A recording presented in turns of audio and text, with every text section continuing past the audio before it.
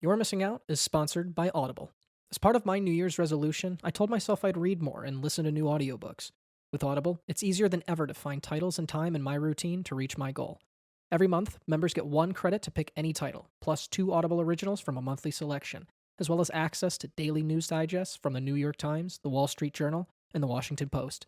Right now, you can visit audibletrial.com/YMO podcast and get 2 audiobooks on behalf of the show. You can download thousands of different titles and listen offline, anytime, anywhere. Download the free Audible app on your favorite smartphone and tablet devices without ever losing your spot. Having a hard time deciding what to listen to? No worries. You can keep your credits for up to a year and use them to binge on a whole series if you'd like. This is the best way to find a new title to fall in love with, all while supporting your favorite National Film Registry podcast. Once again, that's audibletrial.com/YMO podcast to start your free trial and get 2 free audiobooks on us. Thank you for your support. And now, on with the show. Gentlemen, if you could take the place of one celebrity, like a current celebrity in this moment in time in their career, everything they have done up to this point still exists, but you take over their body or their life, their career in this moment, who would it be?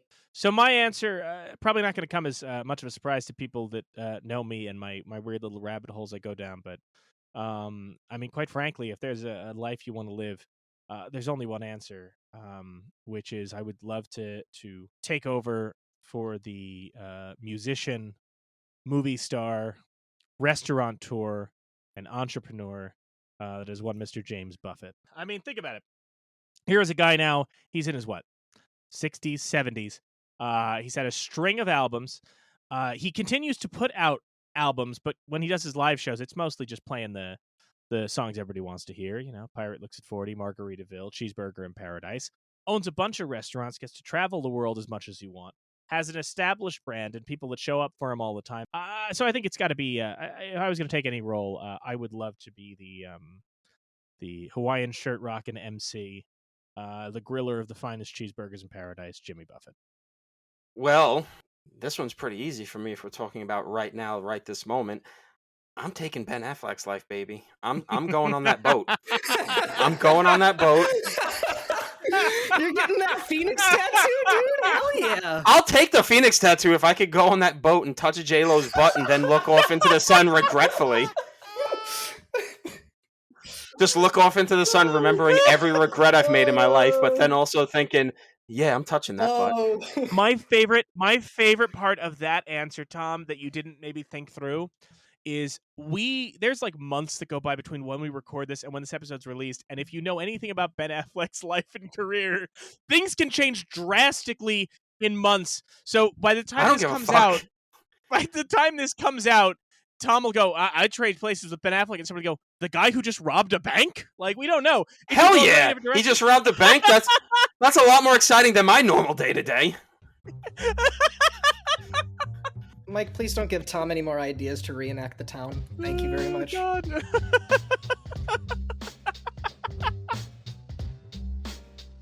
Every year since 1989, the Library of Congress has selected 25 films to add to the National Film Registry. The criteria? The films must be culturally, historically, or aesthetically significant. Each week on You're Missing Out, we take a look at one of these films to try and get to the heart of why they were selected and why they still matter. This week, we're kicking off Season 2 with a familiar voice and fan favorite. Phil Iscove from Podcasts Like It's 1999 returns to the show to discuss 1950s All About Eve. Our guest today, and I'm very happy to say this, is back by popular demand. He is one of the hosts of my favorite podcast, Podcasts Like It's 1999. Phil Iscove is joining us today to talk about All About Eve. Phil, thank you so much for coming back.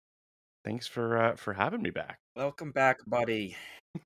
And I mean by popular demand because when we did our end of Season 1 survey and we asked folks, like, which guests would you like to hear back? Your name was said the most. So you are the most requested. Well, I appreciate that. That's very nice to hear. And even more so, I'm thrilled that you're, I guess, becoming our 1950 correspondent because apparently last season you came on for Sunset Boulevard, and now All About Eve, which competed against each other for the Oscars. So I guess, I don't know, if Father of the Bride gets into the registry, you got to come back for that. I don't know. Is there any movie in Season 3 about Hollywood and old women. I j- all right. I mean, I do think that these films are kind of synonymous. I mean, certainly they were released in the same year, but and they traffic in similar themes. But I do think that they're very different. But I understand why Yeah, I people talk mean, about them this one similarly. is kind of, I guess, kind-hearted version of this story. Like, Yeah, I was yeah. it's like there's some darkness to it. Don't get me wrong, but like this one is a lot kinder to the Hmm. central actress, the over the hill, quote unquote, however you want to say it, actress Betty Davis. Where in Sunset Boulevard, it's just like, oh, she's a monster and she has an ape in her house. Well, yeah, I mean, it's funny. I was thinking about this last night about how, and I was obviously doing some reading up on All About Eve, just so I didn't sound like a complete idiot. Because as I mentioned for our Sunset Boulevard episode, I am not a classic movie aficionado by any means. I went to film school and I'm watching AFI movies, and I do like classic movies, obviously, but I can't roll that deep. But that being said, I do think that this film, it's not surprising that this is the one that wins all the Oscars, I guess, is similar to what you're saying, Tom. Like, I think that Sunset Boulevard is far more, quite frankly, darker, bizarre. I would argue Cynical. funnier, sicker. And this movie is, I guess, it's a lot more subtle about what it's saying. But if you do look under the hood, this movie is pretty fucked up. Well, I mean, we'll get to it, but the Yeah. Yeah. the turn in the third act is Yeah. pretty Crazy. horrifying. Yeah. So let's talk about, before we get into our thoughts more on the film, let's talk about why the National Film Registry picked All About Mhm. Eve. This is Yeah. what the National Film Registry had to say. Scheming ingenue Eve Harrington, Ann Baxter, ingratiates herself with aging Broadway star Margot Channing, Betty Davis, moving in on her acting roles, her friends, and her stage director Beau. The dialogue is often too bitingly perfect with its sarcastic barbs and clever comebacks, but it's still entertaining and quote-worthy. The film took home Academy Awards for Best Picture, Best Director, Joseph L. Mankiewicz, Best Screenplay, Mankiewicz, and Costume Design, Edith Head and Charles Lemaire. George Sanders won a Best Supporting Actor Oscar for his performance as the acid-tongued theater critic Addison DeWitt. Thelma Ritter as Margot's maid, Celeste Holm as Margot's best friend, and Marilyn Monroe, in a small role as an aspiring actress, give memorable performances. So that is what the National Film Registry had to say about All About Eve. Weird that they kind of take a dig in it in there, but hey, whatever. The film registry is so, I don't know, like, uptight about, like, there's nothing fun about these descriptions. It's very strange sometimes how they choose to Yeah. define Yeah. them. And I think it gets better as the registry evolves, because like if you look at their synopses for the films from like 2020, Yeah. they kind of get into like, let's tell you why Sweet Sweetback's Badass Song is significant. But it feels like early on they were just kind of going, I mean, come on, you know what it is. We know. No, that's fair. That's actually, not to get too overview of it, but like kind of the fun of this season as opposed to Mhm. last season. Every film we covered was pretty much the canon, right? Yeah. Every film was oh, of course. This season we start to get into some stuff that is not quite as established. And in a way, I do kind of feel like obviously All About Eve won Best Picture. And it's and for people who love movies, obviously it's part of the canon. I do feel like it's one of those ones that isn't quite as seared into pop culture conversation.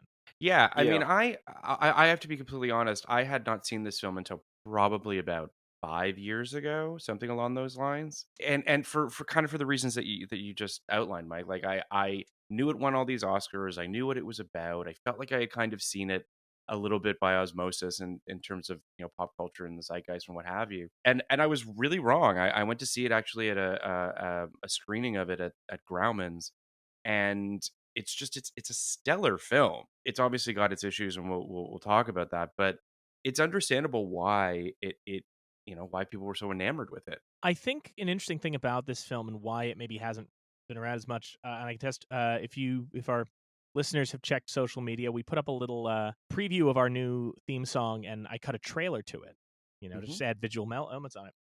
And it wasn't until I was doing that it really struck me of there's no trailer moment in All About Eve. There's no scene you can isolate. There's lines of dialogue. Yeah. Especially fasten your seatbelt's going to be a bumpy night. That's a line that Yeah, gets that's quoted a the lot. line. Yeah. But visually, like, there's fucking nothing. And so I was telling Tom, like, I have no, I don't know what footage to use, and I do wonder if the fact that it hasn't been imitated really in in the Looney Tunes we grew up with, or there's nothing to Sure. really kind of replicate that in a way, like, certain That's films that we interesting. know and are part of the canon, know and are part of the canon because they were copied so many times and we know it so well now. It's so part of our cultural Mhm. Well, lexicon. it's like I mean, because it's always gonna be tied together with Sunset Boulevard. It's the thing that's not gonna help All About Eve with Yeah. lasting and being stuck in the people's minds is that it is so like low key and down to earth, whereas Sunset Boulevard is this big Yeah. broad thing, and that central performance is so big and broad, and I'm ready for my close up. Mr. DeMille is just such a like big iconic like Yeah. punchline to your movie, and uh and again, Billy Wilder, gotta say, he is a better writer and a Yeah. director than Mankiewicz. This has, I mean, a much more novelistic screenplay and a much more stage bound visual directing style that it ends up like you're watching, you're like, yeah, this is really good, but you never like on the filmmaking level, you're getting blown away by it, and the dialogue is always kind of a mouthful. It's never like easy to chew on. For sure. It's interesting because, as you guys were talking, I was thinking about, this movie is very much sort of like Broadway versus Hollywood, theater versus film, highbrow versus lowbrow. Like it's all that stuff. And that staged kind of component makes it feel like a play in a lot of ways, which isn't a Oh yeah. bad thing. I don't know if Yeah. that's intentional or not, but it does speak to what you're saying, Tom, which is that it feels very terrestrial. It feels very grounded, but it's also theatrical in its own way. It's very florid dialogue. The characters are larger than life in a lot of ways, but yeah, it's not. It doesn't have the punch visually or otherwise that has the lasting power in the same way that something like Sunset Boulevard.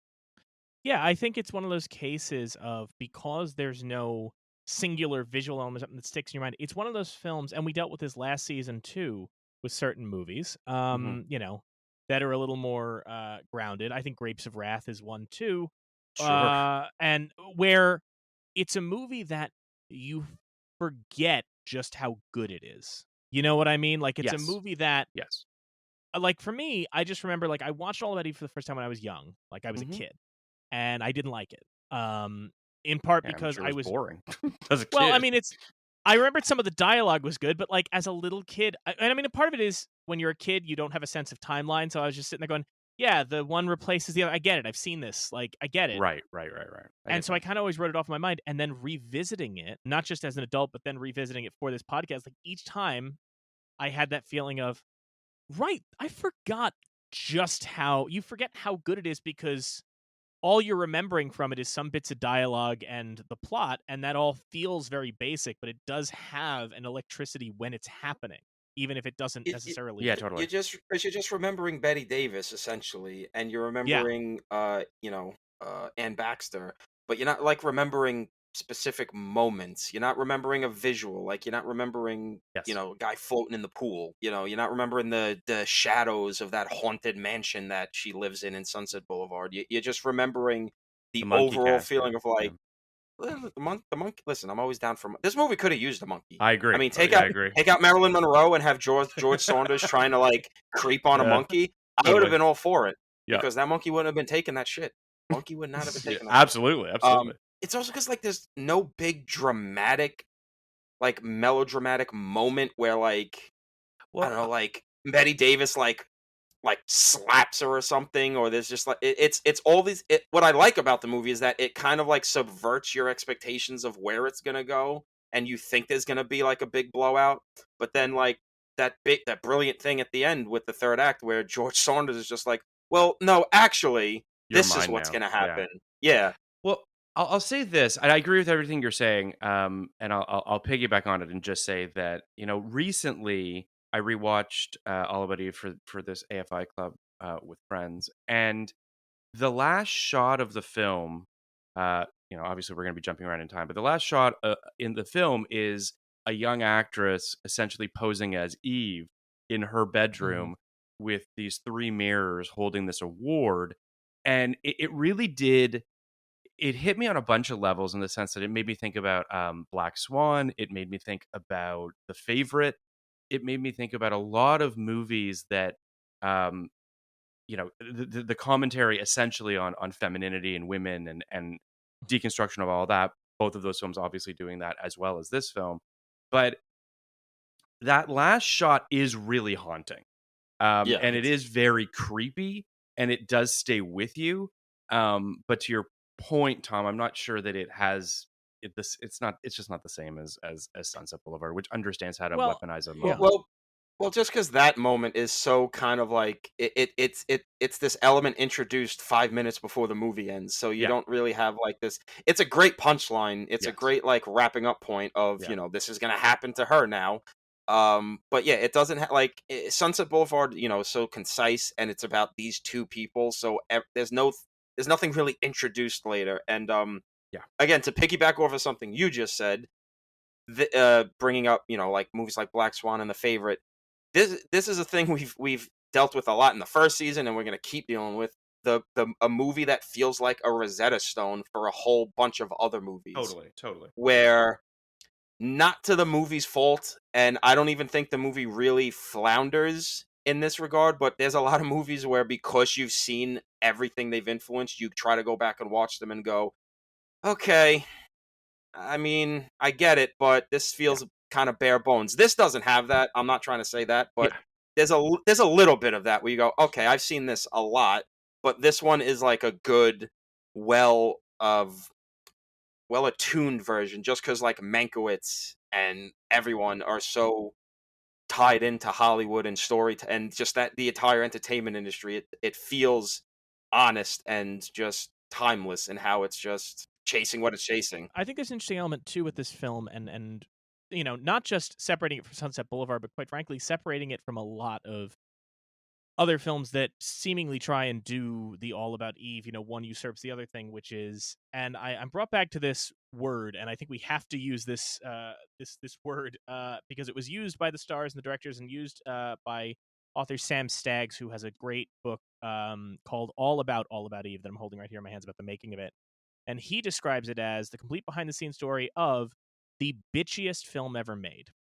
And Betty Davis used that word, and they all use that word. And there is something, I think, really interesting about this movie, which is it has no big moments, and it intentionally has no big moments. And the story that it's based on, the wisdom of Eve, which, if anybody has the Criterion, they put that I in the do, booklet. yeah. Yeah, by Mary Orr, based on the life of an actual actress that she knew who had been usurped. They all use the term bitch. In the story, they have the line, Eve was a bitch. And I think that it's interesting because what happens in this movie, all of the way it unfolds, none of it is dramatic to the point of like nobody's punching anybody out. Nothing's operatic. It is just subtle, conniving, bitchy tactics. Like it's just little acts of sabotage. It's not, I'm gonna a more dramatic film, and films that try and copy this, and particularly more male oriented films that try and copy this, would have some dramatic scene of I'm gonna poison Margot, or I'm gonna lock her in a closet or something like that. But it's just little acts of control, little acts of subterfuge, and it feels so much more honest that way. You hear a lot of times, women writers talking about movies they went to see where men are writing female characters, and they kind of go, a woman would never do that. You wouldn't do something so big. They wouldn't do all this murder. They wouldn't do all this stuff for revenge. They would have more subtle ways. And I do think that part of what makes this film work so well is it is a, like Sam Staggs says, it is the bitchiest film ever made, which is why the movie carried such a popularity with gay audiences after it came out, for its campiness on. It is a very subtle and conniving film in a way that, I don't think you really get as much anymore. Yeah, I mean, I don't disagree with any of that. I mean, I will say though that I do think that, um, you know, the movie is a commentary on, you know, uh, how women are perceived, how they perceive themselves, Obviously, the unfortunate sort of nature of competition that feels sort of ingrained in women based on media and what have you. Just the way the patriarchy has unfortunately manipulated women and continues to do so. But I do think that there's this quote that I read on Wikipedia from Kathleen Woodward's actually 1999 book about sort of these theories of women and bodies and contemporary culture and what have you. And she talks about how Margot has three options in the movie. To continue to work, she can perform the role of a young woman, one she no longer seems that interested in. She can take up the position of the angry bitch, the drama queen who holds court, or she can accept her culture's gendered discourse of aging, which figures her as in her moment of fading, and Margot ultimately chooses the latter option. I do wonder whether or not the quote unquote bitchiness that exists is dialed up obviously a little bit. It's still a movie and there's obviously a theatricality to it, but I'd be lying if I said that I felt like they genuinely hated each other and genuinely wanted each other to succeed or fail. Like I think that's almost the sadness in this film, is that they feel resigned to these roles. No, I agree. I mean, I think the one thing that's interesting and that sets this apart from, Sunset Boulevard, whatever, is the fact that even though it is written by a man and directed by a man in Joseph L. Mankiewicz, the fact that it does have its origins in this short story Yeah. written by a female author, I think is really important, because you're right. I think if it was a entirely male driven endeavor from the beginning, I think you would have felt, that these two people really hated each other or wanted each other to fail or anything like that. Whereas what this really is, at least on Margot's part, in the short story she's Margola, but on Margot's part, is she's got her place at the top, and she would. It's in the short story. It's interesting to note the short story is very different. The short story is told from the point of view of Margot's unnamed friend, who picks her up in a car one day. She's telling us the story, and she says, well, one time I picked up Margot after a show, and I asked her about this girl who was waiting outside every day backstage. And that's when Margola tells the whole story of, well, she wanted to be my assistant, and she became my assistant, and then she tried to take a part from me, and she got on stage. And the interesting thing about it is that in the short story, it's a simple thing of like, she tried to usurp me. She got on stage one night, and then, blew up, but went out to Hollywood, lacked sex appeal, had bad screen tests, and now she's back here trying to get a second chance, and I learned better.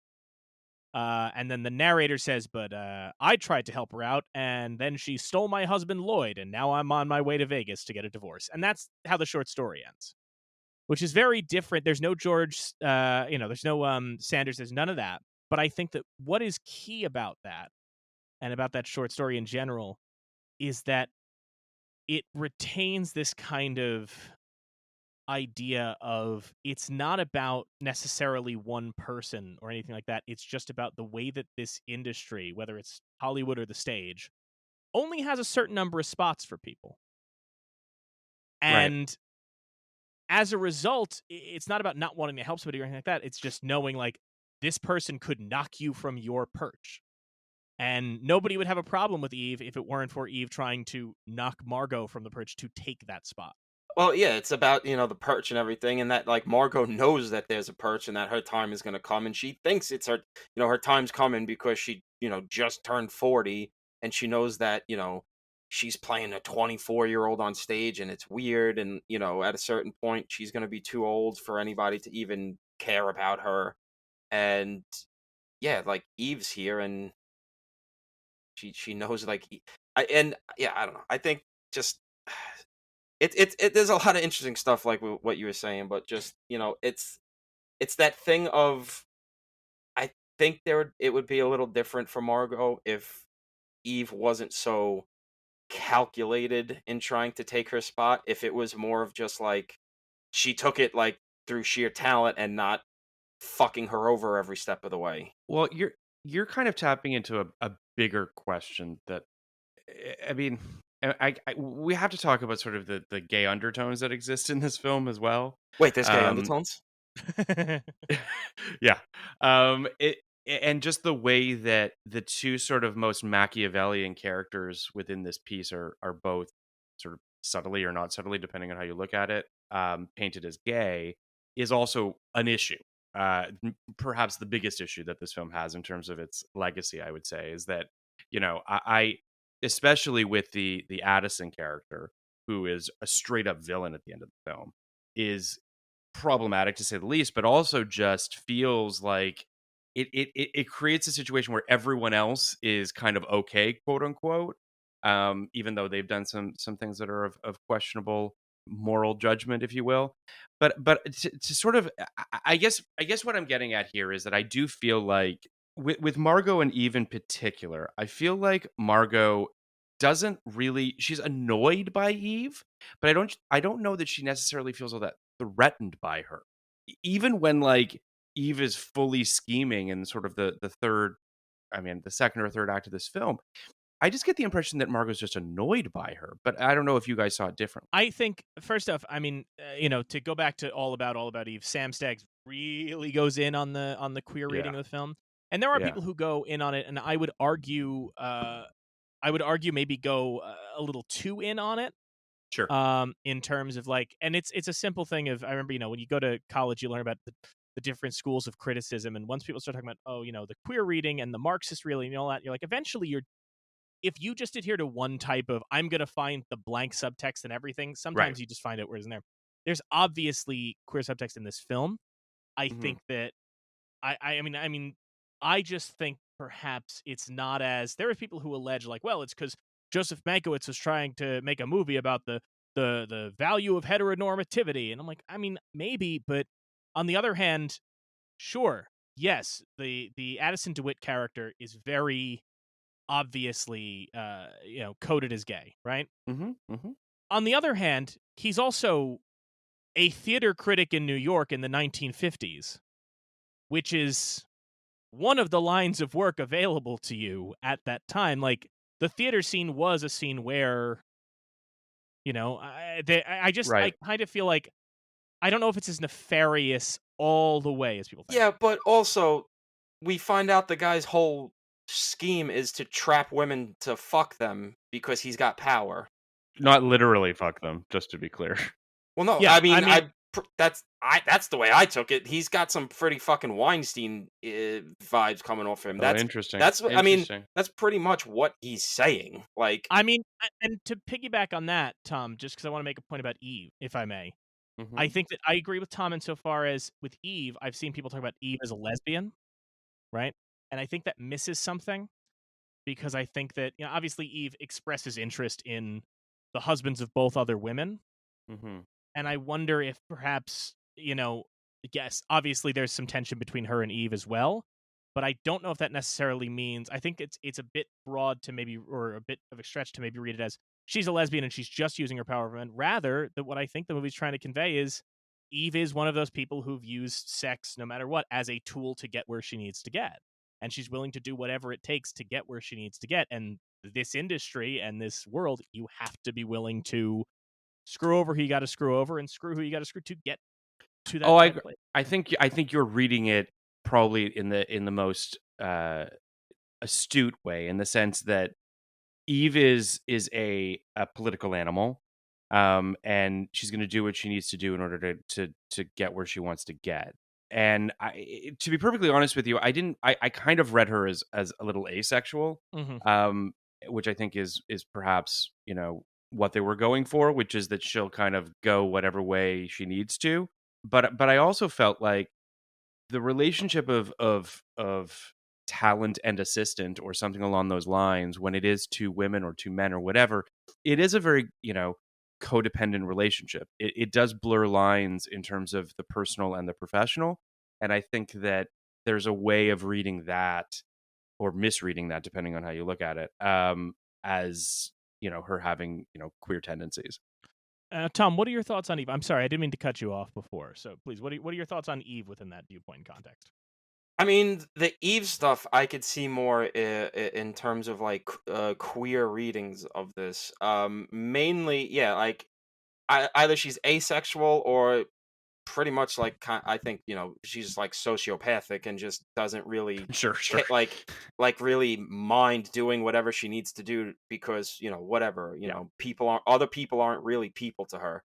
But I feel more like I think Phil was kind of leaning into it, like the talent and assistant thing. I think more the queer reading can kind of be seen in her relationship with Margot, and it's not like really heavy-handed with it. I just think because of the age difference and how, I don't know, just the way they interact, and just like you say, Margot doesn't even really seem that pissed off. She's just kind of more annoyed because like she does still kind of like her. She likes the moxie, but it's like, God damn it, you're so annoying. You're fucking like ruining my day.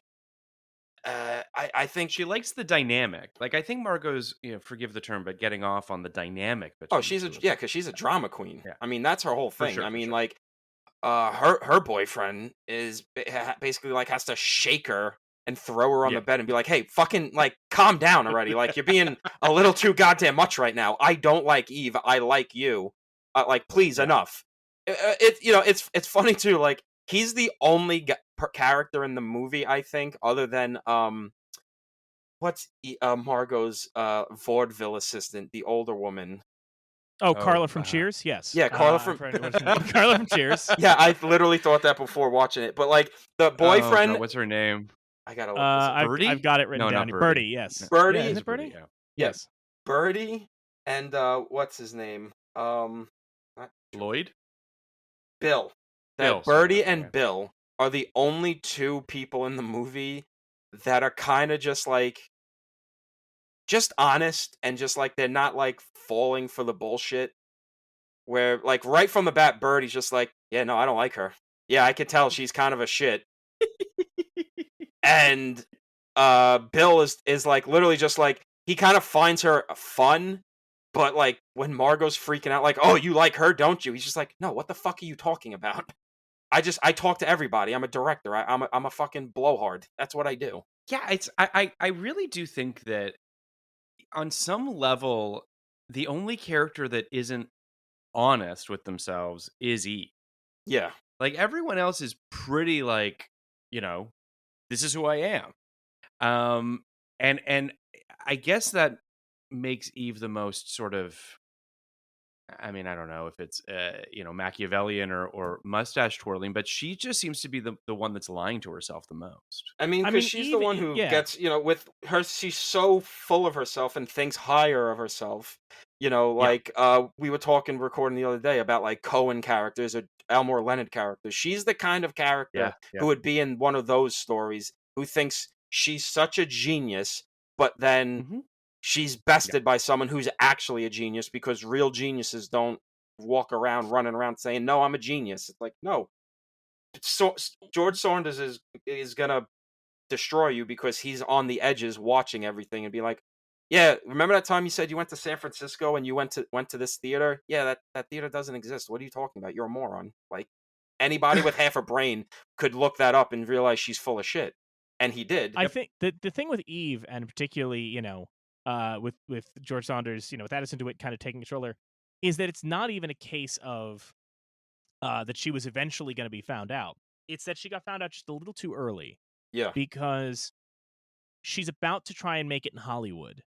And in Hollywood, especially, that time and earlier, like, it was very, very common for studios to make up just absolute lie biographies for their starlets, send them out, and then have people enforce them, and have Eddie Mannix shake down any tabloid person who'd catch them. It's just the thing about Eve that kind of screws her a little bit, and this is retained not in substance but in spirit from the short story, is it's not that she's an absolute mastermind. She got a little too big for her britches. She got a little too much too fast, got a little too overconfident. Yeah. And it kind of blew up in her face. Because so much of this movie is, all of her schemings are happening off screen. But it's then once we start seeing her scheme is when she starts fucking up, essentially. Yeah. And yeah, I will also say there is someone else in this movie who is not very sure of themselves and is kind of easily led by his nose. And that's Lloyd, the writer, the guy who's just like such a fucking idiot who's gonna leave Karen to be with Eve because he's so clearly the kind of guy who would go to Hooters and think all the waitresses loved him. Oh, the pretty girl was nice to me. Oh, she loved me. It's like, no, you fucking moron. You're writing her golden ticket. That's why she likes you. Totally. Jumping off that Eve being too big for her britches thing, there is something I actually kind of latched onto watching it before we started recording. It's kind of like twofold, but one, it's really going for a thing about true artistry and just going for fame, where you get the feeling that everyone except for Eve, they're actual artists, and for all their blowhard tendencies and their overdramatic ways, they are actual artists trying to just make art. Where Eve is just straight up just wants fame and power and money, which also then dives into another thing I noticed. Everyone else in the movie besides Eve is very well read and intellectual. Like they're very verbose. They're talking about all sorts of playwrights from like 300 years ago and opera and all sorts of stuff. Where Eve really isn't doing any of that stuff. She's like jumping into the deep end. Like it's a thing where like a good con artist where she sounds like she knows what she's talking about, but when you actually listen, she's not saying anything of substance. And you realize she's not referencing art in a way that someone who loves art would talk about art. She's a phony, and it's I don't know. I found that interesting. But I also think that's totally interesting. But I mean, I don't need to tell you guys that phonies get pretty far in this town. You don't say. So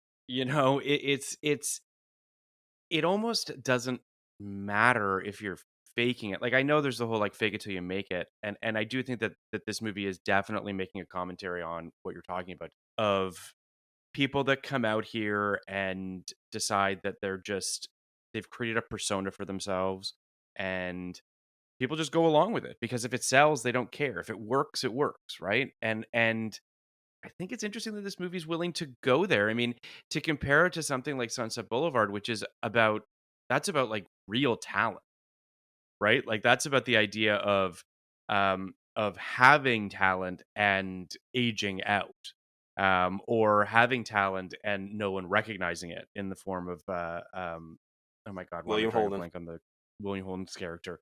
This movie isn't even really about that. It's not even really about talent in a weird way.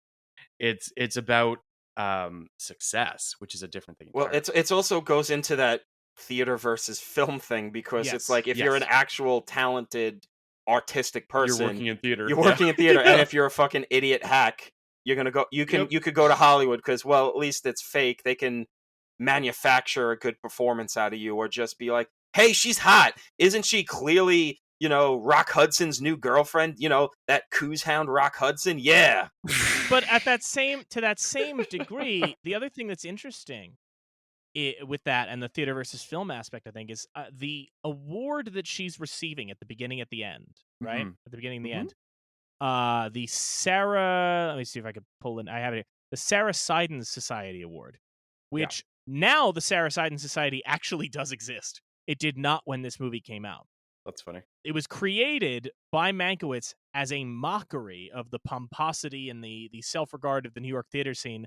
And now there is actually a Sarah Siddons Society in Chicago, founded in part by Nancy Reagan's mother, that presents an actual award like the one from the film, and did present that award to both Bette Davis and Celeste Holmes. So it's the Bubba Gump of the theater world. Yes, exactly. It's like just come back on itself now. It's just, But the thing that's interesting with that, the theater versus film, I think, is, and Mankiewicz never directed theater, though he always admired the theater. And it's funny because he captures the theater world so well, then he makes The Barefoot Contessa about Hollywood, a world he should know, and it's fine.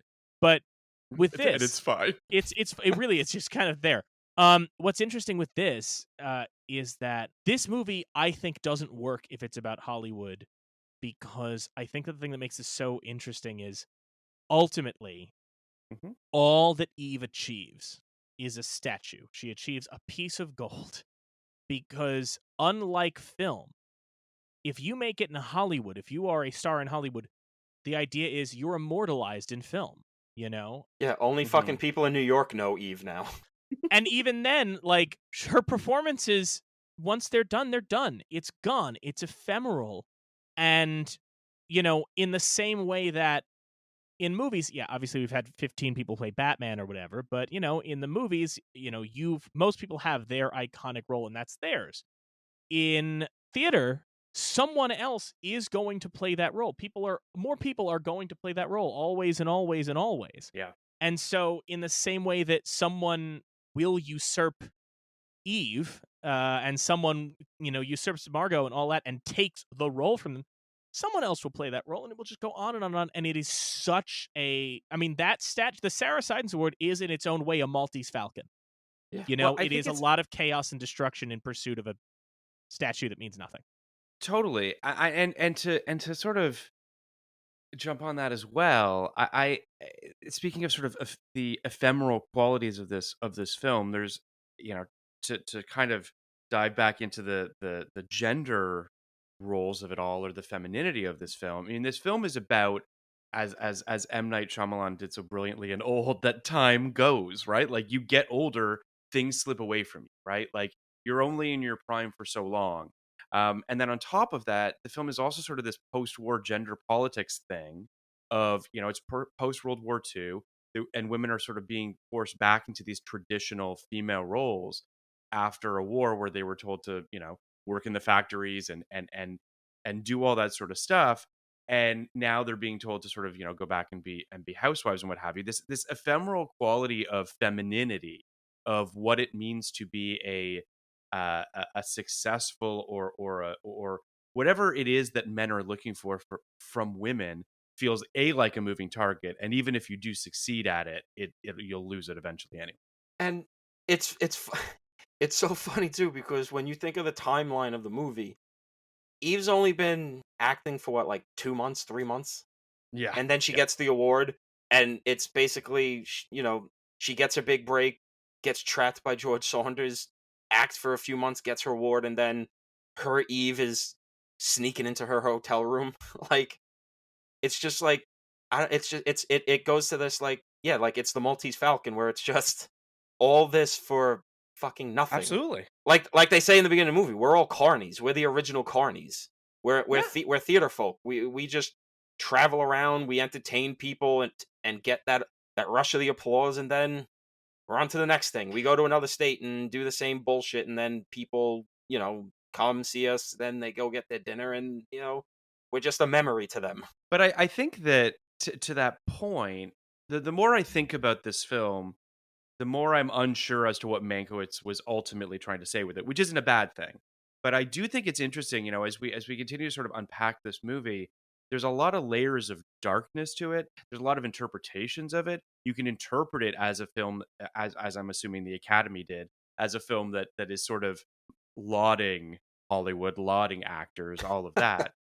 I assume that that's how they interpreted it. But Oh yeah. but there's obviously the much darker way of looking at this, which is that the whole thing is ephemeral. None of it matters. Nothing that we do ultimately really has any staying power. There's an Eve behind you no matter what you do. And that's just how it goes. And in that way, it's kind of a darker film than Sunset Boulevard is, because even with Sunset Boulevard being perhaps about mental illness and a person that's, off the rocker or what have you, it's also a very dark comedy in a weird way. Like, it's kind of taking the piss out of everything, but it's also kind of doing it with a wink and a nod. Whereas this film isn't really doing that. It's kind of got this facade of it being sort of like all kind of, This one's very whatever, subversive, but it's much darker.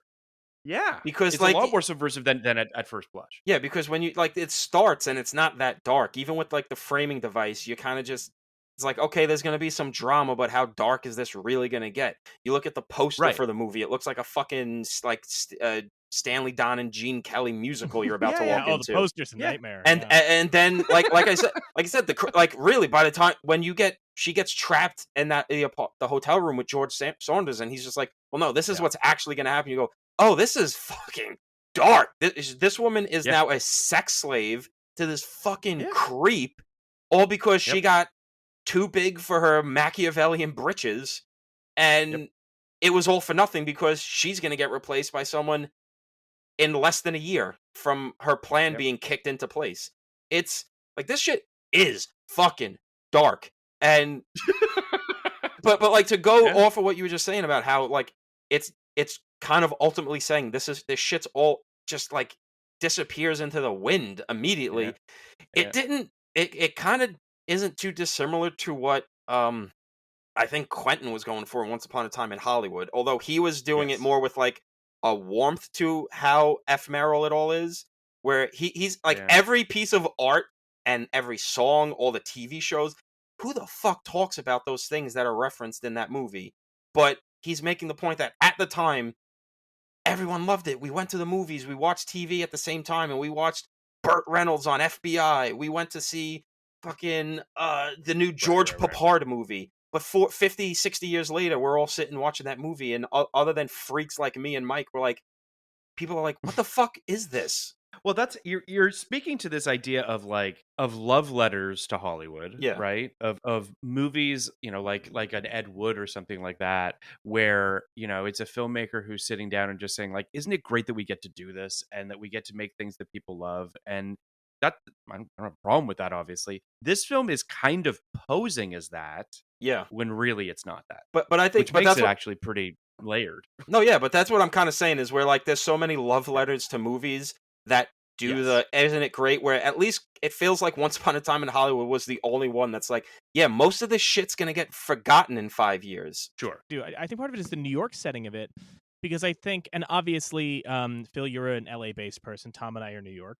You know, not that And Kyle I is in your closet still? I'm in a closet, yes. but Phil, you know, I mean, again, so I'm not going to talk Yes. too much about Los Angeles. I don't really know Mhm. it that well. I wish I did. I wish you understood how many times I dream about even the parking garage at the Glendale Galleria now. Like, that's how bad it's Weird. gotten. Okay. I miss it dearly. Okay. But I think there's something about when LA as a town and as an idea is very kind of on to the next thing, very new, but in a good way. It's kind of like there's this feeling in, you know, of kind of optimism and just like, yeah, I'm going to go out there. I'm going to go out west. I'm going to make something. I'm going to put my name on a billboard. I'm going to XYZ. Whereas New Mhm. York, partly because it's been around so long, you know, in Hollywood, you can become immortal on the big screen. In New York, institutions are immortal. Theaters are immortal. You know, Right. buildings are immortal. But you, as a person in New York, fully understand that you will not, that this town will outlive you, and that you are just a you know, to quote Shakespeare, a player upon the stage, and then you exit. With New York, I mean, yes, the theaters are still there. You can go to the New Amsterdam Theater, and it's been around since like 1908 or what have you. And you can look at that and you can feel the history in the walls, but no one can tell you who was ever playing on the stage of the New Amsterdam, you know? Yeah. If you have a single person who's got a theater named after him, it's John Wilkes Booth's brother. So, you know, it's not exactly a Well, I mean, a I think particularly the difference you could lay it down like this. New York, LA is a place that has a stretch of road where famous people imprint their hands on the sidewalk, and New York Mhm. says, "Get the fuck out of my way! I have to go somewhere." Yeah, I mean, Yeah. the whole West Coast East Coast thing is interesting to sort of deconstruct, and I do think that the two cities are very different in the way that they perceive fame. You know, I think there's also just something about there's a whimsy to out here. You know, people get on buses or planes and Well, it's move sunny. to Los Angeles with hopes of it's sunny, with the hopes of fame, and I get all of that, and I do see the pros and cons of both of those things.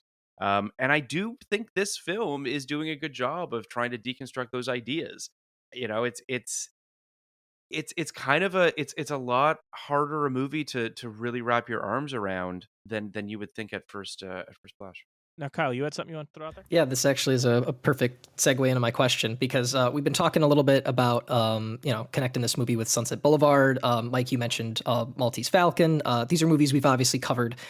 Sometimes there are people that need a little bit more encouragement outside of just a podcast, maybe need a movie or an influence or something. As a first-time watcher for All About Eve, one of the things I kind of kept gravitating towards, which kind of helped me enjoy it a lot more, and I don't have to worry about stealing a potential registry pick here, was Birdman. Uh-huh.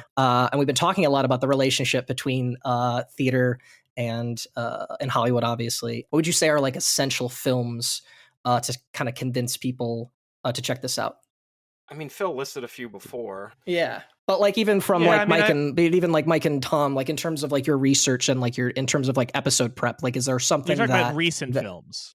Yeah. Gotcha. Well, the other one that I would also point to, and it might not seem necessarily a direct correlation, but Mulholland Drive Mhm. Oh, 100%. definitely has. I mean, obviously, it's got two leads. Obviously, their identities blur into one another, literally, figuratively, and in every other way. And obviously, it's a film also about Hollywood. I mean, I think that. I mean, I mentioned obviously The Favorite earlier and Black Swan. The Mhm. Favorite, I think, I'm pretty sure The Favorite, like it was a conscious decision to be a all about Eve sort of format or what have you. But yeah, Mulholland Drive would be the other one that I would highlight. I think Kyle, it's interesting you brought up Birdman too. I was when I made my example about not knowing who's on the stage of the New Amsterdam. I was thinking of the scene in Birdman, which is not a film I love, but I like certain moments. The part where Edward Norton is walking Yeah. across the stage as Yes. what many people have said is him doing Philip Seymour Hoffman Mhm. and walking across stage and just going, "Do you know which souls have tread these boards?" And you're like, "No, I don't. I don't." That's the thing, we're talking about, especially if you talk about like Mulholland Drive or something like that, that is Hollywood, and like I said, you could in theory do an All About Eve in Hollywood. The more even then, like there's something about it's tough. All About Eve, if it has something in common, I mean, its arc is very similar in a way to A Star Is Born and all the many versions of A Star Is Born, in the idea of for one star to rise, another must fall, right? And a story of two characters meeting while one is on the ascendancy and one is on the decline. The difference being, but aside from obviously A Star Is Born being quintessentially a love story, I think the key difference is with A Star Is Born, that is the story of an old star, especially if you go back to the original film, right, which is about actors, right? The original Star Is Born is not about musicians. You go back to the original film, that is about the old guard, the old actor, recognizing not only am I past my prime, I'm actually around too long. It is time for me to go to make room for this new star. Whereas with All About Eve, and to bring it back to what we were talking about earlier, when we talked about Margot not hating Eve, I think the key issue with Eve from Margot is the idea of Margot looks at Eve as, I remember being this young, aspiring star. Like I see that passion in her. And I think that if you asked Margot, "Oh, could you see Eve being the next you, kind of taking your spot when you decide to step away from the spotlight?" I think Margot would say, "Absolutely." I think the issue and that creates tension for Eve is Eve wants to do it too quickly. That Eve Right. is trying to push Margot out of the spotlight rather than Margot necessarily thinking she's ready. And at the same time, when Kyle's talking about what other movies you can relate it to, I don't know if I can think of a particular film, but one of the things about All But Eve that makes it interesting, and I hope people check it out for this, is it's actually not just about a young starlet trying to usurp her, because even without Eve exacerbates it, but this is also about Margot reconciling with getting older. Oh, absolutely. But also, it's about her feeling. I mean, I don't even get the impression that she even really wants to be married. That she even really wants to be in a relationship. Like, she's a very independent person, and you feel all these sort of roles being forced onto Margot's character, more so than anybody else in the film. And all she wants is just to like be left alone, to like do what she wants to do, and more power to her. Well, I think she also wants security. I think that, and I don't mean that as in the security of a Sure. man. What I No, mean I know. is Margot is perfectly happy with the dynamic that she has, right? Yeah.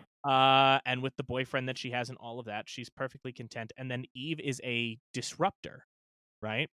Oh, for sure. Some might say a corrupter, corrupter. if you will. Got him.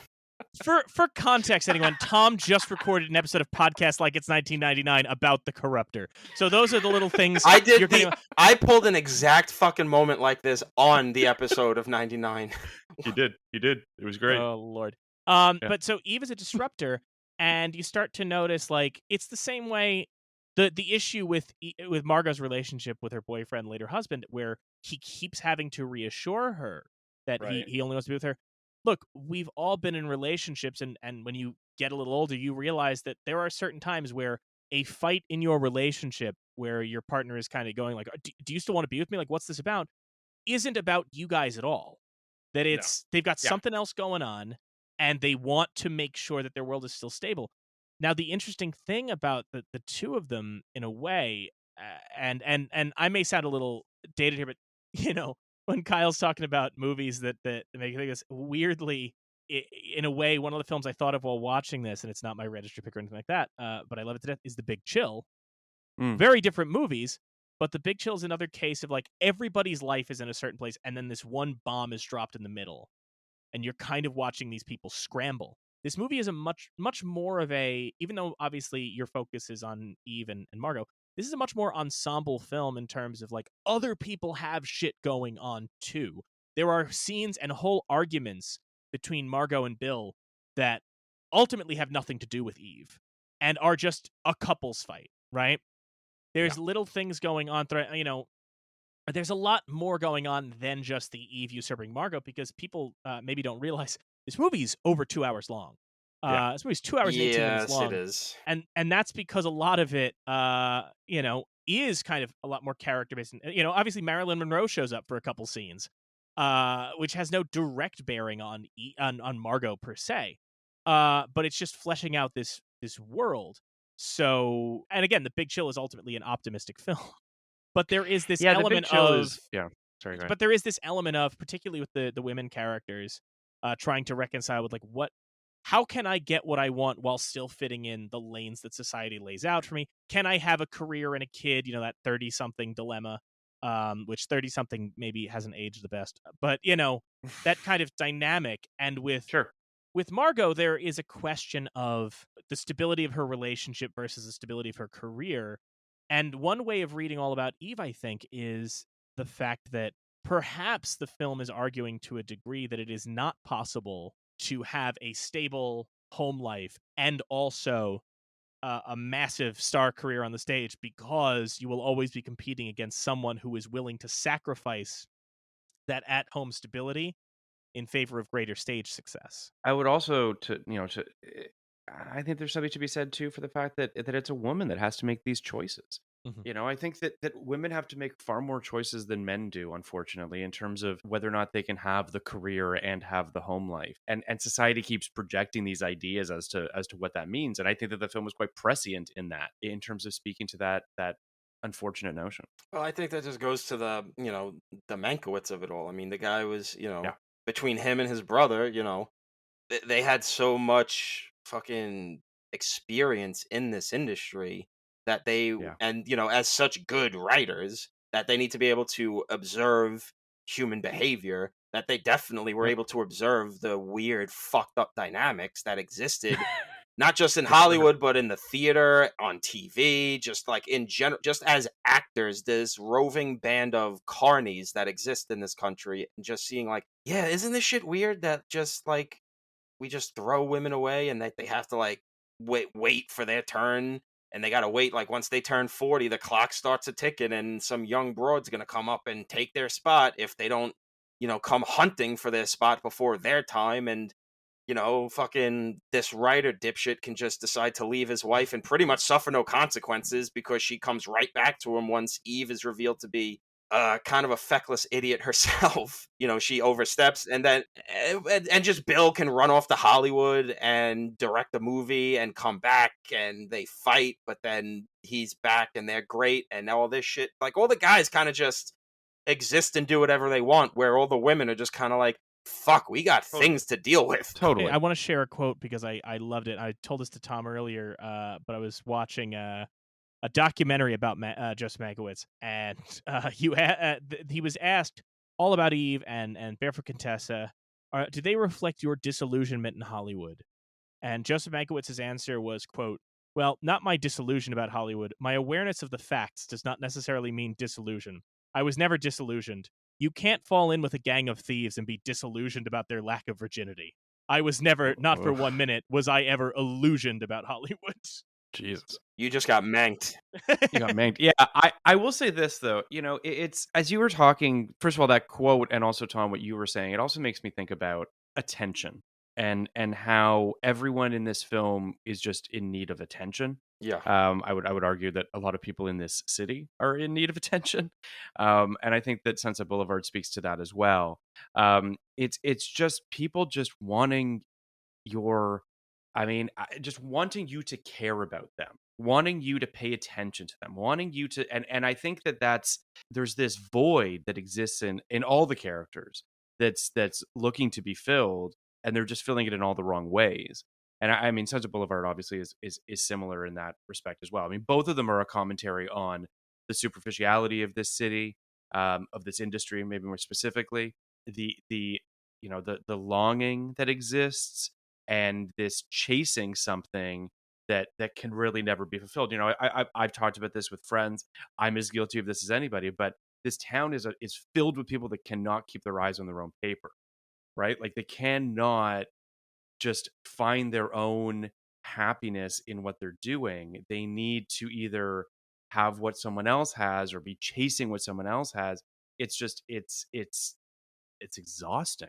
I mean, it's very much in the DNA of this industry. And I think you're right, Phil. That's the problem. There are too many people trying to copy somebody else's success. By the way, do you want to read my pilot about Johnny Appleseed waking up in the year 2021? Anyway. Sure. But I think you're right in that regard. And I think that one interesting thing about Eve in this film, are you aware that there was a musical based on this story? No. So, Phil, this is your second time coming on the show for a movie that provided the basis for a Tony-winning Broadway musical. I did know about the Sunset Boulevard one because I know Glenn Close was in that one. In the 70s, there was an adaptation of the same short story, Wisdom of Eve, but that show was called Applause. And the only song I think anybody remembers from that show was the title song Applause, and it is Eve singing about, like, what do we do this for? Why am I doing all this? It's for the applause. I need the applause, which gives validation. Eve, and it gives Eve a lot more voice than the movie does, which doesn't really give us much look into her mind or why she's doing what she's doing. But the musical brings it even more to the idea of, like, that's really what this is about. This is about somebody trying to fill an emptiness and a void. And I do wonder, part of it when it comes to the marriage versus stage dynamic is partly like a question of, do I need the validation of the faceless masses if I have the validation of one person that means something to me at home, or the validation of a group of friends? Right. I mean, because it's important that at the end, when Eve's accepting her award and she's thanking people, it's four faces that look sour. It's not just Eve. Yeah. It's four bridges she burned, and she has nobody. All she has is a guy who is exhibiting control over her, writing a puff piece for his column. Like that's it. Yeah, this is not the first film. It will not be the last film to speak of the idea of, you can't take it with you.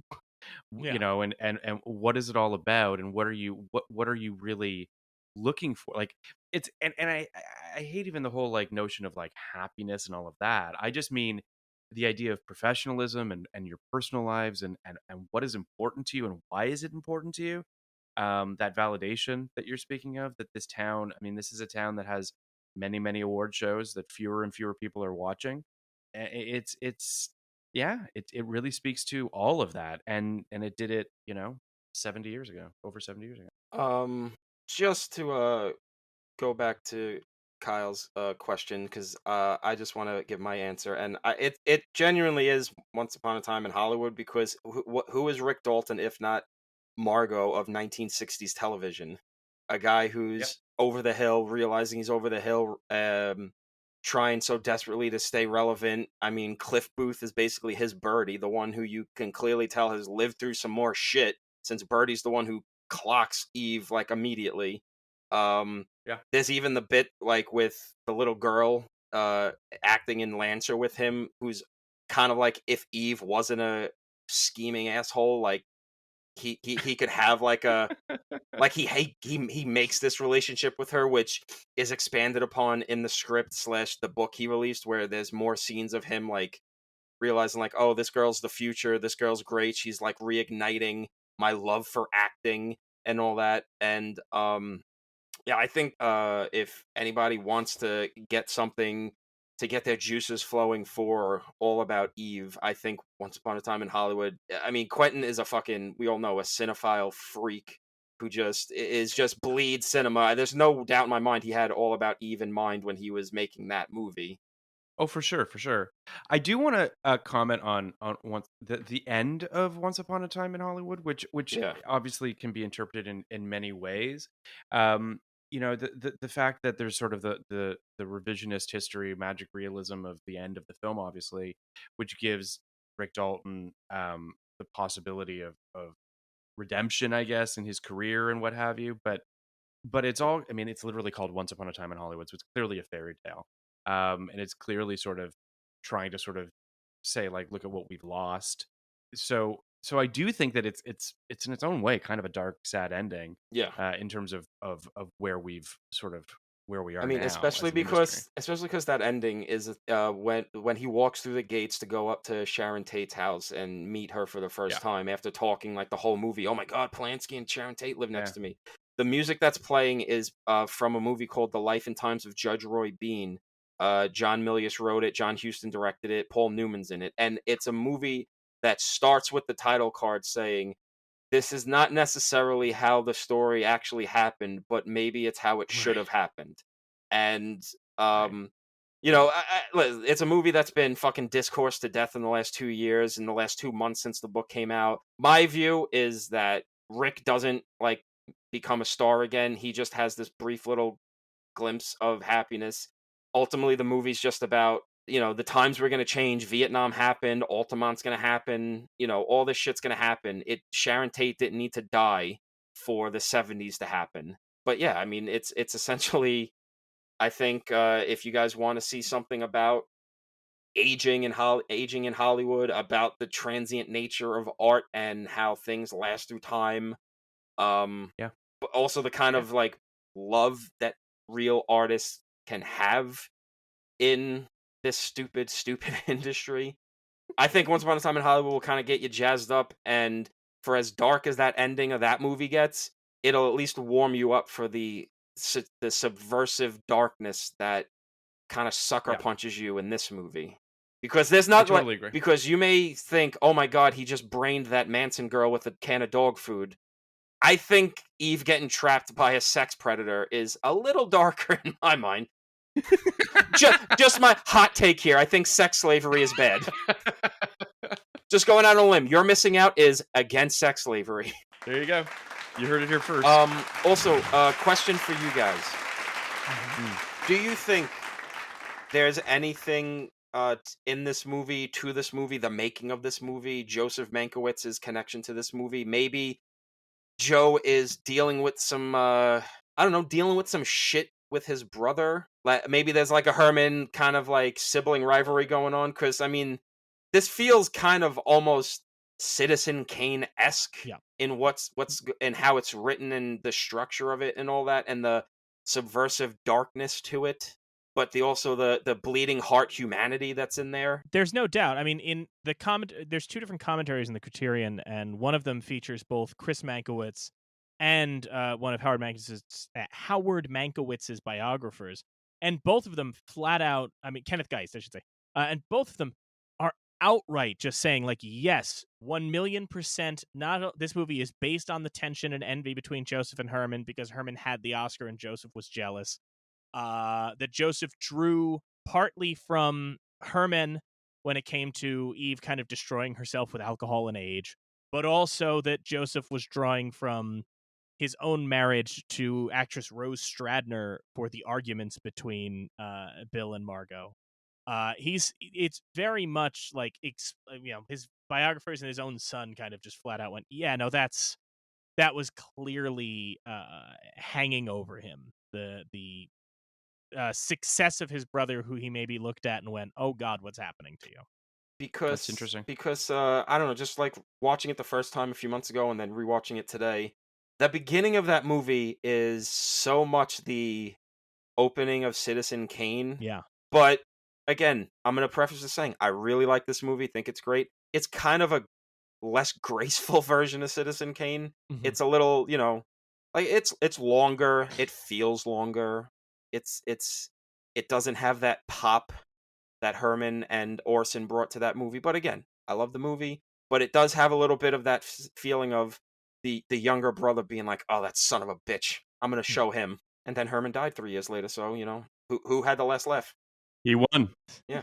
One thing worth noting, and this gets brought up in the commentary, Kenneth Geist brings it up, because you're talking about the length of the movie and all. He mentions that Daryl Zanuck was instrumental in helping Mankiewicz prevent his scripts from getting over long, even though in the commentary, even Kenneth Geist says, All About Eve is maybe a little over long.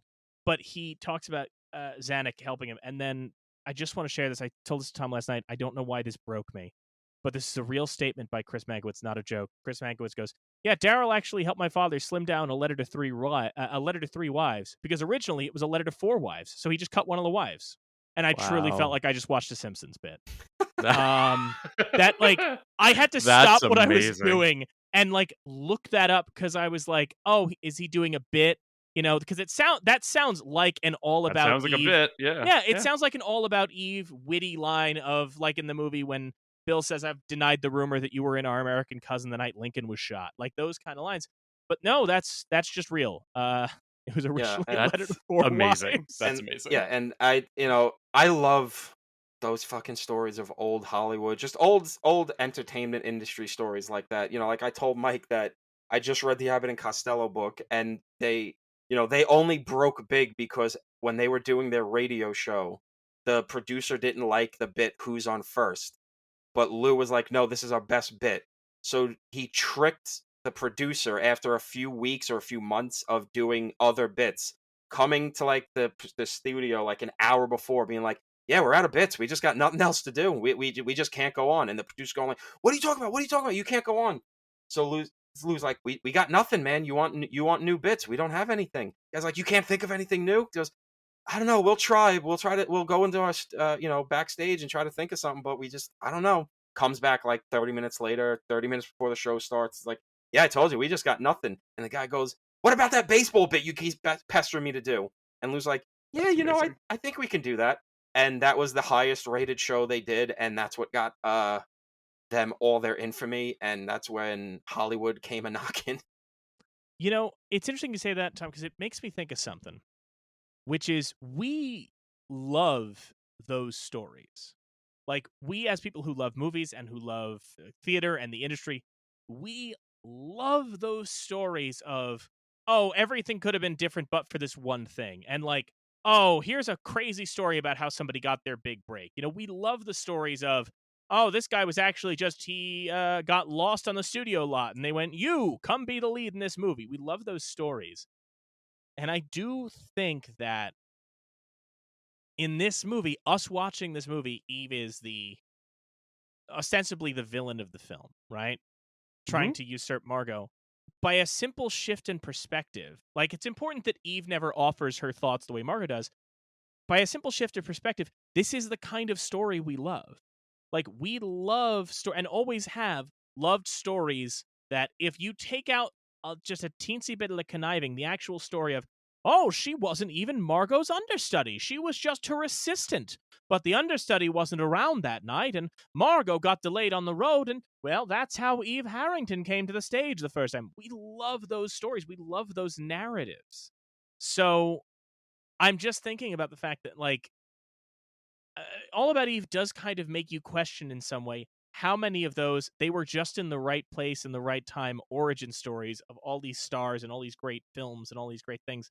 How many of those maybe have a bit more of a nefarious or a bit more of a planned origin? So what you're trying to tell me is maybe Lou Costello fucked the producer's wife Maybe. and then But- realized, "Oh no, I didn't actually want to fuck her. Now I'm a sex slave." No, but like, like, why did people love, even though it's full of inaccuracies, why did people love Hollywood Babylon when it first got printed? Because so many stories that we got out of old Hollywood of, well, golly gee, it turns out that Clark Gable just happened to be in the right spot at the right time, or anything like that. How many of those things that we heard did we kind of go, there's no way it worked out that cleanly? Well, gee willikers, a hole opened in the ground and Rita Hayworth just popped right out. Yeah, exactly. That type of shit. And even though, again, there's a good chunk of Hollywood Babylon has been disproven and it's just gossip and all that, people gravitate to that too because there is that element of in your best days you want to believe, okay, it's the same thing as, and like in your best days you want to believe that Walt Disney saw a little mouse crawl out of a hole and went, well, by golly, I suppose I'll call you Mickey, and he drew a cartoon mouse and everything was great. And on your worst days, in your Hollywood Babylon days, you want to believe the most nefarious thing of, he was a secret Nazi and he was XYZ. The truth is, of course, somewhere in the middle. When I think that that's actually why this film's so great. I mean, we've just spent an hour and a half talking about it, but it's not even about that. It can be perceived kind of the way you want to perceive it. Mhm. I mean, a lot of, and I don't want to put too much emphasis on Best Picture winners because it is what it is. But the movies that tend to win are the ones that the overt reading of it is one that's perhaps slightly more positive. But this film shows, just as talking about it today, just how layered it is, how much is going on in it, and how easy it is to perhaps misinterpret it as a much more superficial film than it really is. I also think there's something to, and maybe why it won, besides just, the different rings, I think there's something to the fact that while both this and Sunset Boulevard are obviously, indictments of the entertainment industry, because Sunset Boulevard is so much bigger, it's a lot easier to detach yourself from it and see them as big theatrical, Greek tragedy characters. Whereas with All About Eve, you have to wonder how many of the people in that voting block watched that movie and went, yeah, I knew an Eve. For sure. Let's face it. And it's not even just the entertainment industry. I mean, for God's sake, all of us in any job have met somebody who is willing to do some fucked up shit to get ahead. And it's so funny because when you look back on it later, you're sitting there going, why did this person go to this great a length to get a step ahead? And I wonder how much of it is everybody in that voting audience went, yeah, I know an Eve. I know an Addison DeWitt. There's something about Addison says it at one point in the movie, and it's kind of a justification for everything that happens in a way when he says, we're a breed apart from humanity, we theater folk. Yeah. And I'm not suggesting, one thing I wonder with that line is, I don't know if it's Joseph Mankiewicz necessarily saying that overtly, but it is the kind of thinking an Addison DeWitt or an Eve Harrington uses to justify the things they do. Absolutely. To gain power in that industry. Yeah. And I think that that's an element too, is everybody who was voting knew an Eve. For sure. Listen, it's a very good movie that just it's more accessible than Sunset Boulevard. It's not as alienating. And its themes, as dark as they are just a lot more subtle. Yeah, and I think that, and we'll get into this in a sec, but I think that there's also an element of Sunset Boulevard is very big and takes very big swings, and we love those. All of us here were gushing over it, a year ago, but I can also see that being the kind of thing where with Sunset Boulevard, maybe something doesn't work for you. Maybe it makes it a creative decision that you go, oh no, I'm not on board. Whereas All About Eve is so grounded in reality that you can't get mad at almost any of the decisions that happen in the plot because you go, yeah, that's what would happen. I mean, the only thing, if I can make one thing that I've found a little jarring, and I have only one real critical note here in my notes, is it's weird that it's an hour and 50 minutes in the first time it does a time-lapse montage. And that may seem like a minor thing, but this movie is so much like in the moment that it's weird that there's one single point where they go, yeah, and then I guess Eve got successful. And you go, all right. I guess I never thought about that. It is, that is kind of a thing that's weird about this movie, was like when you watch it the second time, you're like, oh wait, this movie takes place over the span of 8 months? This feels like it happens over like 3 years. And it's like, it would be different if there were montages and time lapses throughout. It's just, in any event, to that, one thing I wanted to single out that I feel nobody talks about. Everybody talks about how Joseph Mankiewicz was not a particularly visual director, right? Mm-hmm. That's a knock on this film. It's a knock on his filmography. There is something great about the fact that in the scene where Eve is first telling her fake story, which, by the way, in the short story of that All About Eve is based on, The Wisdom of Eve, the short story describes Eve as faking a Norwegian accent. So I'm very glad they decided to not do that in the movie. I don't consider me on that side. I would have loved to have seen someone in 1950 try to do a Norwegian accent. She just sounds like the Swedish chef for the first chunk of the film. No, but like in the short story, it's the idea of, oh, she's faking a Norwegian accent, tells everybody she's Norwegian, and then when she steps on stage to take Margot's role, suddenly the accent's gone. But I want to say when Eve is telling a story, after Birdie re-enters the room, the camera follows her as though from Eve's point of view. Like Eve is watching the only one in the room she hasn't won over yet. Then, when we cut to the opposite angle, once Birdie has taken her place in the room, we cut to the opposite angle, and all you're seeing are the four heads of the people sitting down, Margot and all them, the four heads of people sitting down, framed exactly like they are a theater audience watching her tell her fake story, which I thought was a really interesting touch for a movie that is not That's often cool. singled Yeah. out for its visual decisions. I mean, we talked about this earlier. The movie is not filled with particularly arresting photography, or it's just not a showy movie in that way, which is I think why the final shot is it's powerful for a myriad of reasons, but it's one of the showier shots in the movie. Yeah, I mean, I kind of love it. It's sort of it's got a pretty light touch. It was Visually. also going to be a bit more on the nose originally. I don't know if either of you guys came across this. Originally, Claudette Colbert was playing Margot. And Anne Baxter was cast partly on how much she looked like Claudette Colbert, with the idea being that as the film progressed, you would watch Anne Baxter start to style herself more and more to look like Claudette Colbert in a very single white female kind of way. Great movie. Claudette Single white Colbert female. Claudette Colbert dropped out days before filming because of an industry, and Betty Davis stepped in. But now they were in a situation of, Anne Baxter doesn't look like Betty Davis. You can't do that. So instead, the decision was made to actually have Eve's costumes more and more replicate Well, that makes Margot's. sense. Yeah, And that so makes sense. watching it again with that in mind, it's very interesting. First off, Betty Davis, the reason Edith Head gets an Oscar for this thing, even though Edith Head was working at Paramount, I think at the time, is that Betty Davis insisted that Edith Head do her costumes.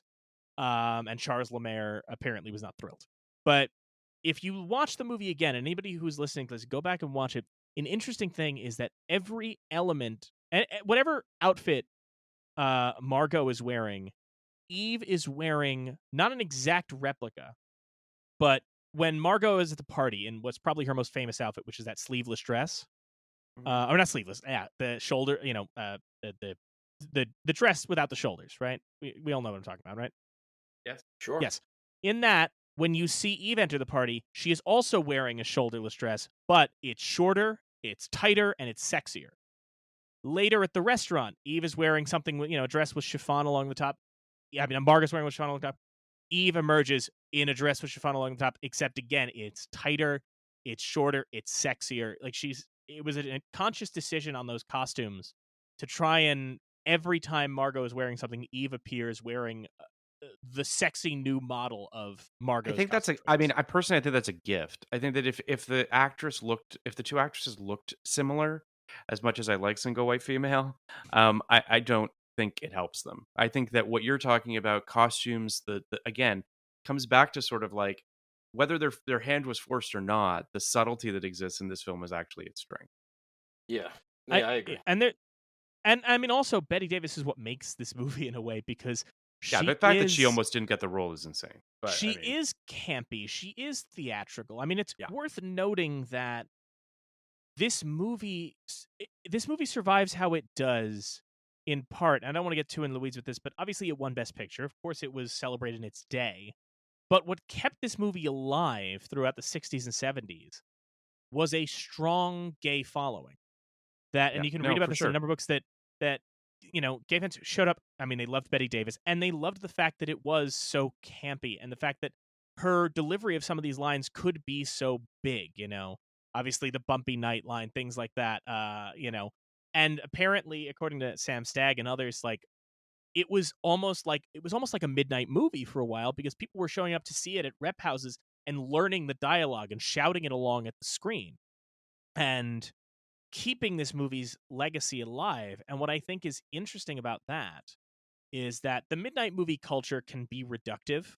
It can sometimes take a great film and in the moment kind of treat it way too ironically, but it does also keep a movie alive enough to be rediscovered and be mined by other people watching it, in the same way that something like Rocky Horror Picture Show was a flop when it first came out. If it weren't for the cult around it showing up and screaming dialogue at the film and laughing at it, it probably wouldn't be so prevalent that nowadays scholars and people who are interested in film can go back and watch it and pick up on its satirical edge and pick up on the way it's riffing on old Hollywood monster films and all that. The same way that we're all sitting here getting to dive into all of the subtlety of All About Eve because of the audiences that kept it alive, instead of viewing it as how it might have been viewed if it was left to the public consciousness, which is, oh, that littler movie that beat Sunset Boulevard, For sure. Absolutely. One last note before I get into the Oscars, I do want to note, apparently there's an alternate timeline where they had gone with their original casting, and Ronald Reagan played Bill Sampson, and his future wife, Nancy Reagan, played Karen. That almost happened. What could have been? My life is filled with thoughts about the almost gotten Ronald Reagan roles. I can't deny it. My heart yearns for a worse version of this movie. That's the thing. Never forget the Warner Brothers press release that said Ronald Reagan was playing the Rick part in Casablanca. Just imagine that. What were you going to say about the Oscars? So, and we've hinted at this already because obviously we talked about this same Oscar ceremony last season. We did. All About Eve won Best Picture. The other Best Picture nominees were Born Yesterday, Father of the Bride, King Solomon's Mines, and Sunset Boulevard. It was also nominated for Best Director, which it won. Best Actress, both for Anne Baxter and Bette Davis, who both lost to Judy Holliday for Born Yesterday. A fun anecdote about that is apparently at one point there was a conversation at a party, and Anne Baxter and Bette Davis were both there. Anne Baxter said, I probably should have accepted a supporting actress nomination instead of pushing for supporting actress. And Bette Davis wryly went, yes, you should have. Best supporting actor nomination for George Sanders, who won for his role as Addison DeWitt. Celeste Holm was nominated for Best Supporting Actress, but lost to Josephine Hull for Harvey. All About Eve won essentially Best Adapted Screenplay. It lost Best Score to Sunset Boulevard.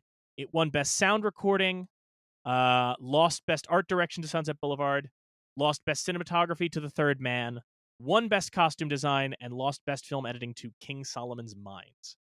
So it was not an epic sweep, but it does feel like it, though, because people talk about how it was it's generally speaking, whenever you have a film like a Titanic or something like that, where it gets a whole slew of nominations, they talk about Eve's. I think Eve still holds the record as most nominations. Am I crazy in that? I don't because know. It feels as though it. I mean, anyway, I just feel like All About Eve is the watermark that everyone kind of talks about when it comes to the Oscars. I mean, it's no. I mean, I didn't La La Land end up taking that? Didn't that get like every possible thing? Another ode to Hollywood. Yeah. No, I take that back. You are okay. So All About Eve got 16 categories available for nomination. It got 14 nominations. There were 16 categories available for nomination. Yes, and then Titanic and La La Land. There you go. Yep. But came away a little less than I think people might have expected. Yeah, I think people always assume that it like swept all the majors, and it did not. Well, it's because it's one of those weird things, and it's not the only thing. We're not the only people who say this, but there are certain movies you look at and go, you can't give this Best Picture if you don't also give it blank. Best Picture. Yeah. Yeah, or in this case, with the acting performances. Like I've heard the argument plenty of times that, yes, Mahershala won Best Supporting Actor for Green Book, but that's because if you think Green Book is worthy of Best Picture, that is because it's like that is because of Mahershala. You can't give it one without the other, right? That's the weird, to go back to Kyle bringing up Birdman, that's kind of the weird thing about Birdman is if you're giving Birdman Best Picture, and you don't give Keaton Best Actor. That's the thing. Like that cast is what carries that movie. So with All About Eve, it does feel wild, and I feel bad in a way. I do feel bad for Judy Holliday in Born Yesterday.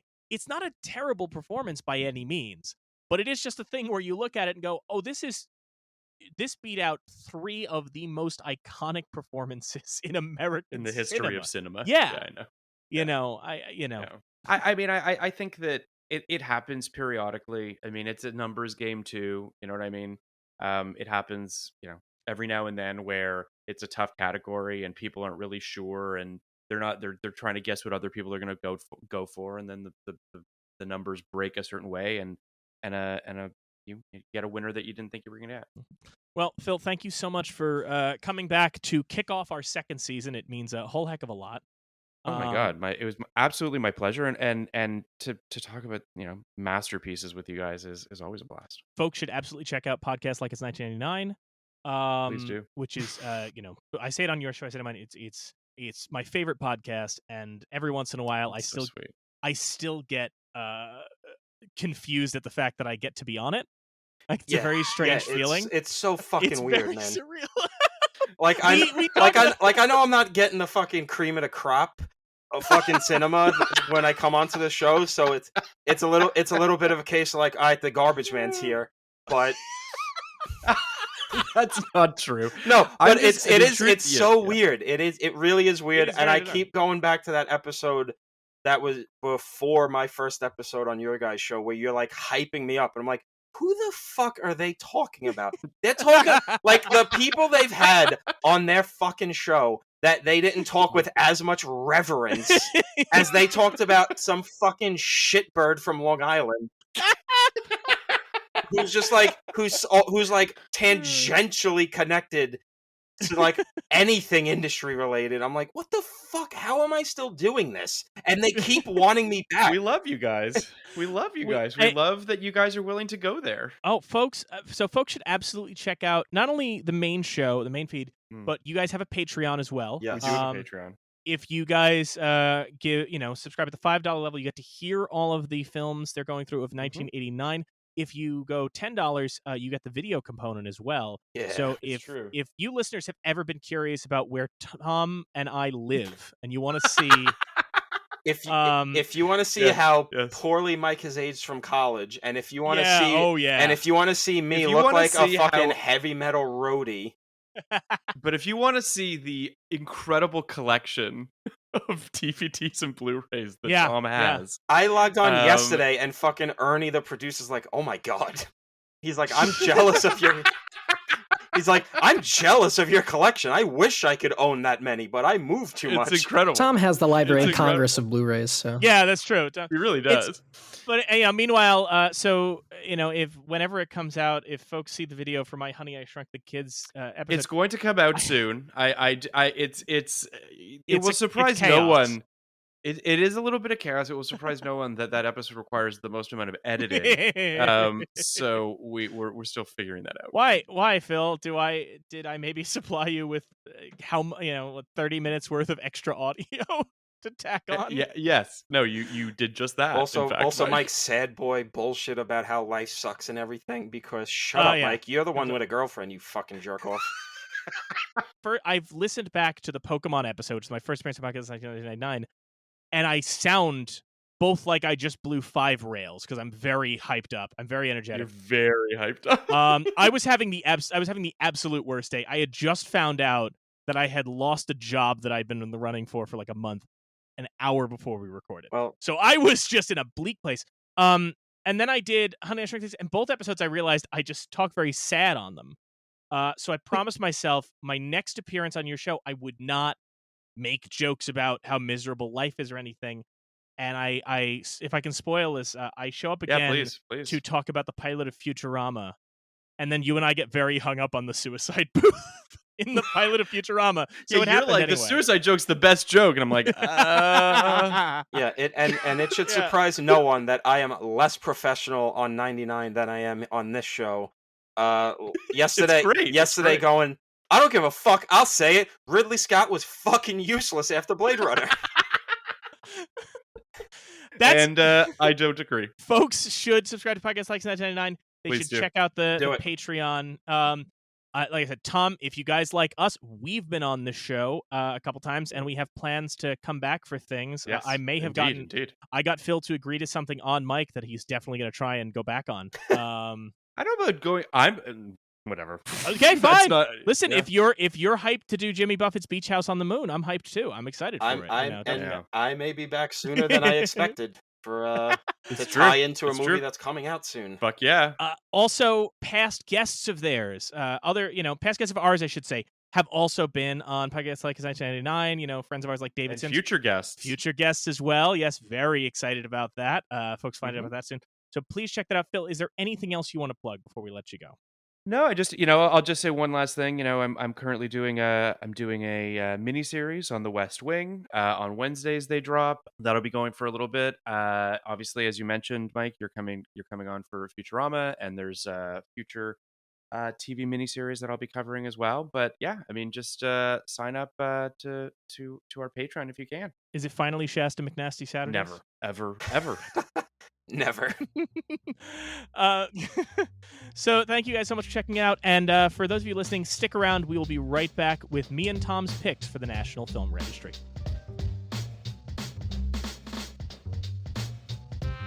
The National Film Registry isn't some fixed object, frozen in time. It's always growing, adding new titles every year. These annual selections are made by the National Film Preservation Board, with members like Martin Scorsese, Alfre Woodard, and Leonard Maltin, and representatives from organizations like the Academy, the DGA, and the AFI coming together to debate and decide. But they don't just pull titles out of thin air. They pull from the public, people like you and us, who can submit their nominations for the registry in a form on the Library of Congress's website. What we do, at the end of each episode, is have Mike and Tom pick films not yet in the registry that they feel should be, inspired by that day's topic. At the end of each season, those films will be formally submitted to the National Film Registry for consideration, on behalf of You're Missing Out. Here are today's picks. So my pick, I was thinking about All About Eve, and in the episode itself, we talk about movies that are similar to it thematically. I started thinking in a different direction about what I want preserved in the registry, and it's interesting because All About Eve is of course produced by Daryl F. Zanuck. It was a studio head and producer, racked up 3 Best Picture wins, including All About Eve. And I started thinking about all these stories of stardom and how they rise, and we talk in the episode about the stories we love. We love those stories of somebody who just got lucky or got a good break or how they navigated things. If it's told from their point of view, we love that. So I started thinking not about another fictional film, but about a documentary that kind of covers that real Hollywood history, that real, just the right luck and just the right things happening at just the right time. And funny enough, my pick actually connects to Daryl F. Zanuck. Famously, there was a young actor on the set of The Sun Also Rises, the 1957 film.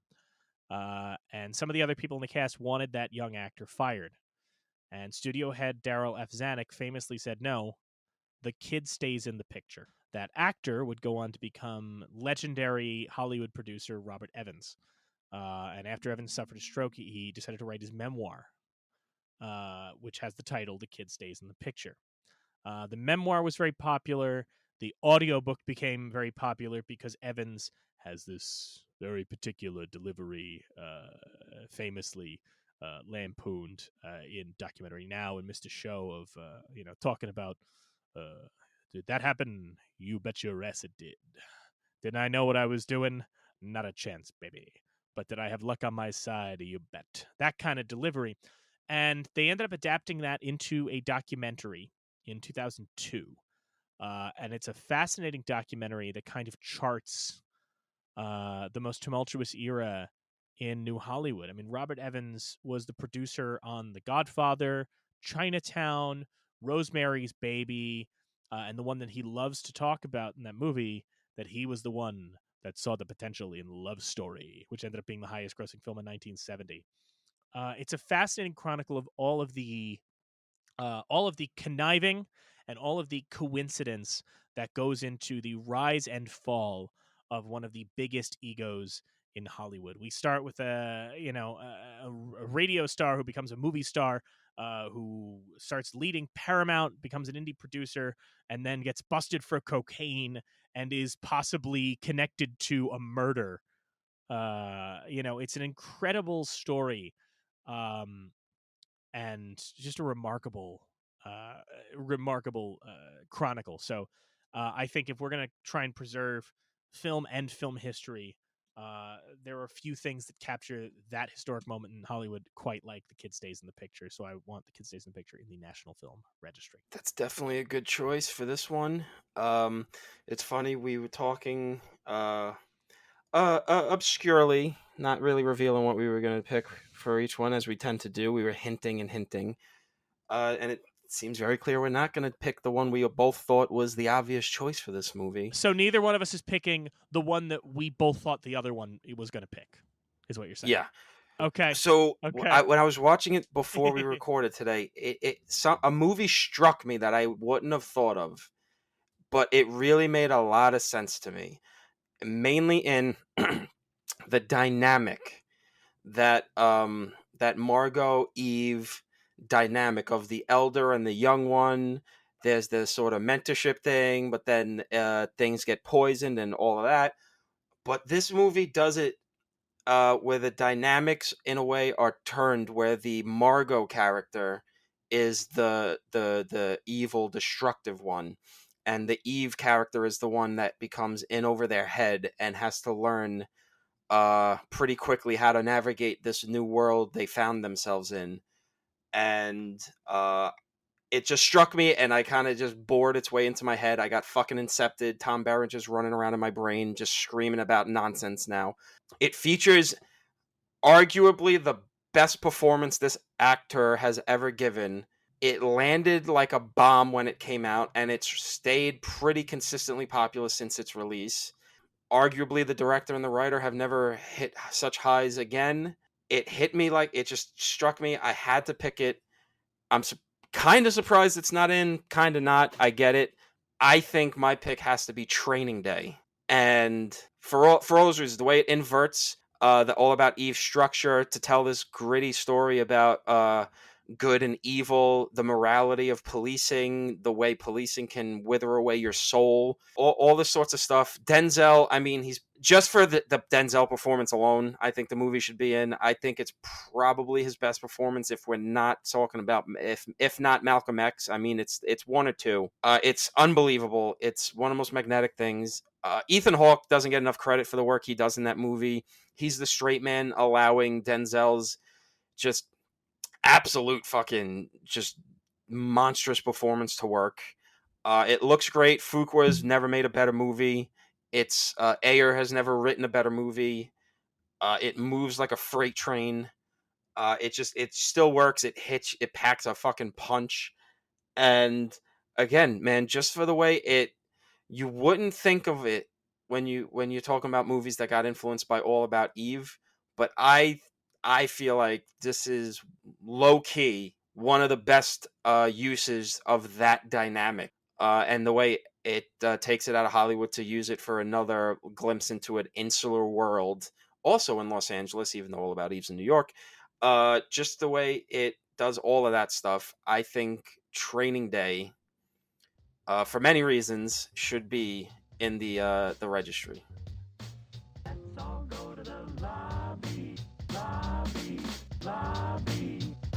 Thank you again to Phil Iscove for joining us. Next week, we dust off our tap shoes and bring on the other half of Podcast Like It's 1999.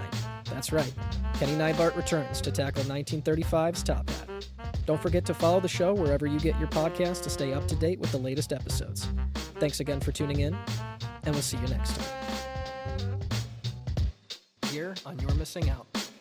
They honor movies of historical, cultural, or aesthetic importance